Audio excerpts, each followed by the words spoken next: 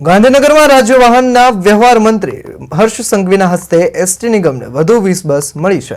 આ તમામ બસો વોલ્વો છે, જે અત્યાધુનિક ટેકનોલોજીથી સજ્જ છે।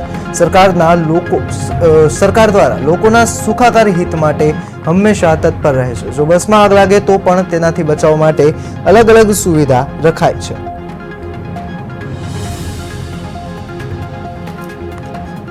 आज गुजरात में गुजरात के मुख्यमंत्री श्री भूपेंद्र भाई पटेल के मार्गदर्शन में गुजरात सरकार द्वारा 20 हाईटेक वॉल्वो बसेस का लोकार्पण किया गया है। ये बसेस देश में पहली ऐसी बस है जिसमें सबमरीन एवं एरोप्लेन में जो टेक्नोलॉजी फायर को रोकने के लिए उपयोग की जाती है, वो टेक्नोलॉजी का उपयोग ये वॉल्वो बसेस में किया गया है।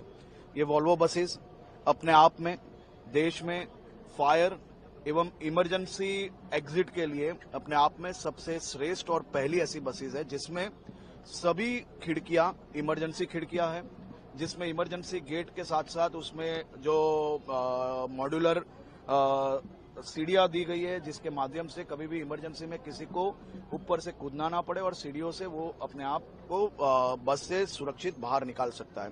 इसमें खास तौर पे अल्ट्रा हाईटेक हाइड्रोलिक का उपयोग किया गया है।